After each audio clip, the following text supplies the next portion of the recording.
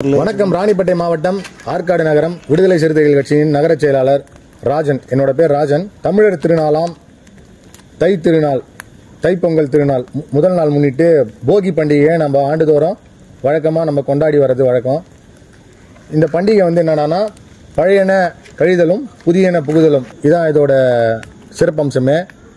இதில் என்னன்னா நம்ம வீட்டில் இருக்கிற தேவையற்ற பொருட்கள், அதான் பயன்படாத பொருட்களை நம்ம வீதியில் போட்டு நெருப்பில் தீயிட்டு எரிக்கிறது வழக்கம்.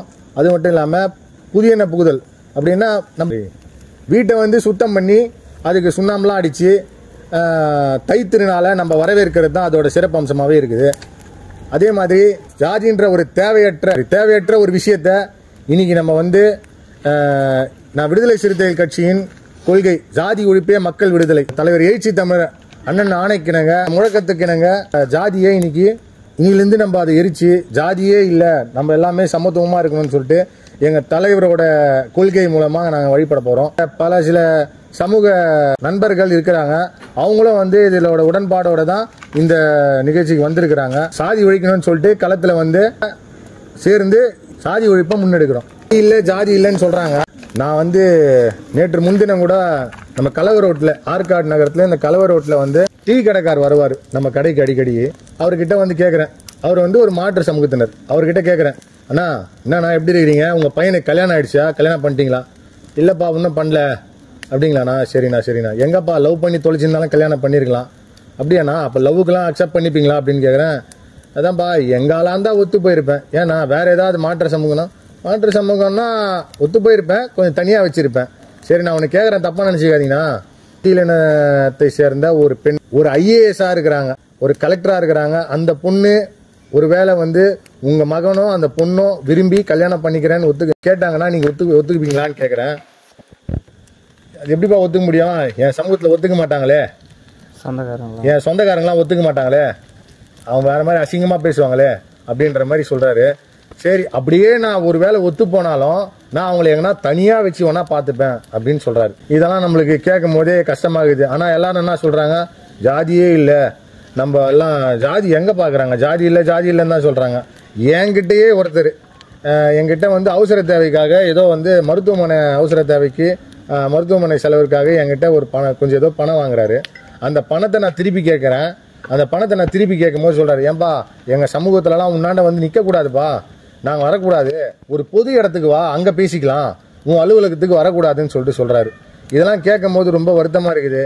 இதெல்லாம் இதுக்கப்புறம் இருக்கக்கூடாதுன்றதுக்காக தான் இந்த மாதிரி ஒரு விஷயத்த போகி பண்டிகை அன்னைக்கு நாங்கள் முன்னெடுத்து இந்த ஜாதியே வேணாம், ஜாதியே ஒழிஞ்சு போன்னு சொல்லிட்டு நம்ம ஆற்காடு நகர காவல் நிலையத்திலேயே சரி, துறையில் உள்ள அதிகாரிங்க, உயர்ந்த சமூகத்தை சார்ந்தவங்க எல்லாருமே, சமூகத்தை சார்ந்தவங்க யாராவது வந்தாங்கன்னா அவங்களுக்கு கொடுக்குற மரியாதை வேற.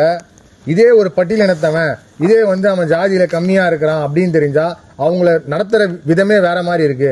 நாங்க நல்லா ட்ரெஸ் கோடு போட்டு போனாலுமே எங்களை அட்ரஸ் பண்ணி கரெக்டாவே எங்களை மட்டும் டார்கெட் பண்ணி கார்னர் பண்ணி கேவலமா இழிவா நடத்துறது வழக்கமா இருக்குது. நான் பேர் சொல்ல விரும்பல, ஒரு சில பேர் அவங்களும் அதிகாரியா தான் இருக்காங்க, வந்தாலே அவன் இவன் பேசிக்கிறது, இதெல்லாம் என் காது பட நான் கேட்டிருக்கேன். இதெல்லாம் இல்லாம இருந்தா நல்லா இருக்கும்ன்றதுதான் என்னோட கருத்து. இதுக்கப்புறமும் தொடர்ந்தா இதுக்காக நாங்க பெரிய லெவல்ல பேரணியோ இல்ல ஆர்ப்பாட்டமோ கண்டன ஆர்ப்பாட்டமோ பண்றதுக்கு நாங்க தயாரா இருக்கிறோம். எங்க விடுதலை சிறுத்தைகள் சார்பாக கண்டிப்பா இதுக்கு ஒரு முற்றுப்புள்ளி வைக்காம விட மாட்டோம். ஆற்காடு நகராட்சியில பணிபுரியும் ஒப்பந்ததாரன் மூலியமா பணிபுரியும் ஊழியர்கள் எல்லாம் நிறைய பேர் பட்டியலினத்தவர்கள் தான். அவங்கள 4 மாசம் 5 மாசம் நல்லா உறிஞ்சிட்டு அவங்களுக்கு சம்பளம் கொடுக்காம இழுத்தடிக்கிறது. இதுக்கெல்லாம் காரணம் என்ன? நாங்க எதுவும் கேட்க முடியாது, பட்டியலினத்தவன் என்ன கேட்பான், காசுக்காக தான் இருப்பான், அவனால எதுவும் பண்ண முடியாதுன்ற ஒரு ஆணவம் தான், அந்த ஜாதி ஆணவம் தான் அவங்களுக்குள்ள நிறைய வன்மமா இருக்குது. இதெல்லாம் ரொம்ப கஷ்டப்படுறாங்க. ஒன்னும் இல்லை, ஒரு உதாரணம், ஒருத்தர் இறந்து போயிட்டாரு. அந்த இறந்து போனதுக்கு நாங்க நஷ்டஈடா கவர்மெண்ட்ல குரூப் ஆஃப் இன்சூரன்ஸ் ஒன்று போடுறாங்க அந்த ஒப்பந்ததாரர் மூலியமா, கான்ட்ராக்டர் மூலியமா. ஆனா அந்த கான்ட்ராக்டர் அவரோட இன்ஃப்ளூயன்ஸ் யூஸ் பண்ணி அந்த கான்ட்ராக்ட்ல குரூப் ஆஃப் இன்சூரன்ஸே போடாம இத்தனை 2 வருட காலமா எதுவுமே போடாம இஎஸ்ஐ பிஎஃப் பிடிக்காம அங்க வேலை செய்யறவங்க எல்லாருமே பட்டியலினத்தவர்கள் தான். அவங்க எல்லாம் ஏழை எளிமையானவங்க, அவங்களால எதுவும் கேட்க முடியாதுன்ற ஒரு ஆணவத்துல எல்லாருக்குமே குரூப் இன்சூரன்ஸ் போடல, ESIPF போடல. இதால ஒருத்தர் இறந்தே போயிட்டாரு. அவங்களுக்கு சரி கட்டுறதுக்கு உயர் சமூகத்தை சார்ந்தவங்கள வச்சு அவங்கள போய் மிரட்டி அவங்களுக்கு அவங்களுக்கு கொடுக்க வேண்டிய தொகை உதாரணத்துக்கு ஒரு 7 லட்சமோ 8 லட்சமோனா இவங்க அவங்கள மிரட்டி 1 லட்சம் 2 லட்சம் கொடுத்து அவங்கள சரி கட்டி வராங்க. மீறி எதனா பண்ணீங்கன்னா அவங்கள வேலை விட்டு எடுத்துருவேன்னு சொல்லிட்டு மிரட்டுறாங்க. ஏன்னா அவங்களாம் தினக்கூலி, அன்னாட காட்சி, அவங்களால எதுவும் பண்ண முடியாது, அவங்களுக்கு வேற வேலையும் தெரியாது. அதால இது மாதிரிலாம் இருக்கிறது ரொம்ப கஷ்டமா இருக்குது. அதால பண்டிகையை முன்னிட்டு இந்த மாதிரி விஷயத்த இதெல்லாம் இந்த ஜாதியால தான் வருது. இந்த ஜாதியே இதுக்கப்புறம் இருக்கக்கூடாது, எல்லாருமே சமம், நம்ம எல்லாம் மனுஷனா பிறந்த அனைவரும் சமம் சொல்லிட்டு இந்த போகி பண்டிகை நாளன்று சொல்லிட்டு இந்த ஜாதியை ஒழிக்க போறோம். இதுக்கப்புறம் என் கூட இருக்கிற மாற்று சமூகத்தினர் வந்திருக்காங்க, சில நண்பர்கள். அவங்களும் இதே கொள்கையோட இதோட பயணிச்சா இதுக்கப்புறம் வருங்காலத்துல நல்லபடியா நாடு முன்னேறும், ஜாதி இல்லாம ஒரு நாடா இருக்கும், எல்லாரும் மனிதர்களும் சமன் சொல்லிட்டு எல்லாருக்குமே ஈக்குவாலிட்டின்ற ஒரு காலம் வந்துடும். அதுக்கப்புறம் எல்லாருமே சந்தோஷமா இருக்கலாம். நம்ம தூக்கி எறியக்கூடிய விஷயம்தான். அதால அதை மனதில் வைத்துக்கொண்டு ஜாதியை இதுக்கப்புறம் நம்ம தூக்கி எறிஞ்சிட்டு மனிதனாக வாழ வேண்டும் என்றுதான் எங்களோட கருத்தா இருக்குது. வணக்கம். இந்தியாவில் இருக்கக்கூடிய அத்தனை சாதிமானையும் பார்த்து ஒரு கேள்வி கேட்கிறேன். சாதிக்கு உருவம் உண்டா? சாதியை அடையாளப்படுத்த முடியுமா? சாதியை கண்கூடா இயற்கை வளத்தை பார்க்குற மாதிரி இது ஏரி, இது குளம், இது குட்டை, இது கம்மாயி, இது மலை, இது அருவி, இது மரம், இது செடி கொடி என்று அடையாளப்படுத்தக்கூடிய சாதியா? சாதிக்கு உருவம் கிடையாது. சாதி யாராலையும் அடையாளப்படுத்த முடியாது. காற்றை நம்ம சுவாசிக்கிறோம். காற்றை சுவாசிக்கிற போல சாதி யாராலையும் உணர்ந்து சொல்ல முடியுமா? சொல்ல முடியாது. நல்ல சாதிமானை பார்த்து ஒரு கேள்வி கேட்கிறேன். கடுமையான வயிற்று வலியை துடித்துக் கொண்டிருக்கும் போது மருத்துவர் இந்த மாத்திரை சாப்பிடு, 10 நிமிடத்தில் வலி நின்றுவிடும் என்று சொன்னால் நான் என்ன சாதி, நீ என்ன சாதி, நீ மாத்திரை கொடுத்து என் வலி சரியாகுமா என்று கேட்கிற கேள்வி துணிச்சல் உங்களுக்கு யாருக்காவது ஒருத்தருக்கு உண்டா? உன் மனைவி பிரசவ வலியை துடித்துக் கொண்டிருக்கும் பொழுது மருத்துவர் 2 மணி நேரத்திலே அறுவை சிகிச்சை செய்தால்தான் தாயும் குழந்தையும் காப்பாற்ற முடியும் என்று சொன்னால் என்னுடைய மனைவி வயிற்று நீ கத்தி வச்சு ஆபரேஷன் பண்ண நீ என்ன சாதி என்று கேட்கிற துணிச்சல் ஒரு சாதி மனுக்கு உண்டா? சாலை ஓரத்தில் உற்றாரோ உறவினாரோ அடிபட்டு ரத்தம் சிந்தி கிடக்கும் பொழுது உடனடியாக நீ 108க்கு அவசர உதவிக்கு போனை போட்டு இந்த மாதிரி இந்த இடத்துல சொல்லி இடத்த தான் நீ சொல்றியே தவிர இறந்தது என் சாதி, அடிப்பட்டது என் சாதி, ஓட்டுநர் என் சாதின்னு கேட்கிற துணிச்சல் உண்டா?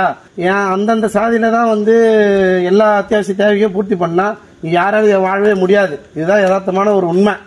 ஒரு மார்க்கெட்ல காய்கறி விற்கிற தொண்டை தண்ணி வத்த கத்திரிக்காய் கிலோ 30, கிலோ 40, கிலோ 30 தான் சொல்லி கூவி விற்கிற நீ. ஆனா நீ என் சாதிக்காரன் தான் இந்த வாங்கிக்கணும், வியாபாரம் ஆகாது.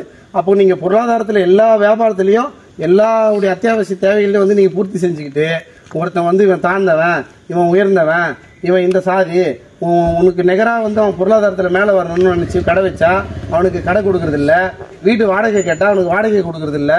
எந்த சாதின்னு அடையாளப்படுத்துறீங்க நீங்க? அவங்க அந்தந்த சாதியில நீங்க எல்லா இடத்துலயுமே ஒரு பெரிய ஒரு மருத்துவமனையில போயிட்டு ரத்தம் டொனேஷன் போறீங்க, ரத்தத்தை கேட்குறீங்க, A பாசிட்டிவா, B பாசிட்டிவா, O நெகட்டிவா, பாசிட்டிவா ரத்தத்தை டொனேஷன் கேட்குறீங்களா? நல்ல ஆத்தாளுக்கு அப்பனுக்கு பிறந்த சாதிமானை பார்த்து கேட்கிறேன். அந்த இடத்துல கேளு, என்னுடைய வீரமான இந்த சாதிக்குள்ள எந்த சாதின்னு தெரியாத ரத்தத்தை எப்படி நீ புகுத்துறன்னு கேட்கிற ஒரு துணிச்சல் ஒரு சாதிமானுக்கு உண்டா? இந்த மாதிரி இடத்துல அத்தியாவசிய தேவை எங்கெல்லாம் படுதோ அங்கெல்லாம் சாதி கேளுங்க, அங்கெல்லாம் சாதி பாருங்க. அப்படி பார்த்தா சாதி இருக்குன்னு ஒத்துக்க முடியும். ஆனா நீங்க எங்குமே சாதி பாக்குறது இல்ல. உங்களுடைய அத்தனை அத்தியாவசிய தேவைகளை அத்தனையுமே பூர்த்தி செஞ்சுட்டு இப்படி அடித்தட்டு மக்களிடம் சாதி பாக்குறது, சாதி அடக்குமுறை பண்றது, அரசியல் அதிகாரத்துக்கு மேல வரக்கூடாதுன்னு போது சாதி பாக்குறது, பொருளாதாரத்துல மேல வரக்கூடாது சாதி பாக்குறது, இப்படி சாதி பாக்குற விதமா தான் இருக்குது.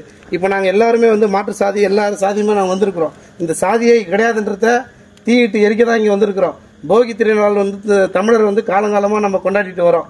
போகியில பழைய துணிகளை தான் போடுறோம். ரொம்ப காலமா பழமையா இருக்கிற இந்த சாதி கருமாந்திரத்தை சேர்த்து எரிச்சோம்னா இன்னைக்கு மக்கள் சமத்துவமா ஒரு சகோதரத்துவமா வாழலான்ற அடிப்படையில் தான் நாங்க வந்திருக்கிறோம். இன்னொரு விஷயம் என்னன்னா சாதி தூக்கி எரியக்கூடிய ஒன்று, சாதாரண எரியக்கூடிய ஒன்றுதான். அவன் சிந்தையில படிஞ்சிருக்கிறதா அழுக்குதான் சாதி. சாதி அவன் தலையில கை வச்சு பக்கத்துல இருக்கிற தலையில கை வச்சு சொன்னா அவனுக்கு வலிக்கும், கோபம் வரும், கையெடுன்பா. அவன் சாதி அவன் தலையில இருக்கிறத அவன் தான் சுரண்டி எடுக்க முடியும். அப்படி எடுக்கக்கூடிய ஒண்ணுதான் சாதி. சாதி தூக்கி எரியறதுக்கு மிக சிரமமானது ஒண்ணு கிடையாது. சாதி ரத்தமோ சதையோ நரம்போ அல்ல எரியக்கூடியதுக்கு.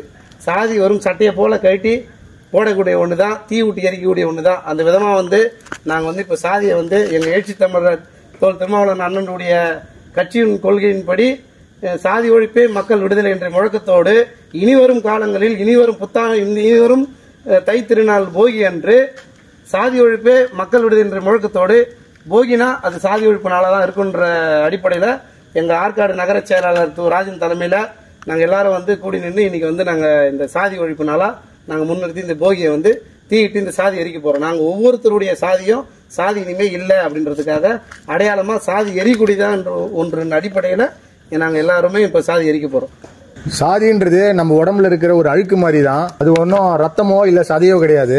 அதால சாதியை வந்து அந்த அழுக்கை வந்து நம்ம இந்த தீயில போட்டு எரிச்சிடலாம்.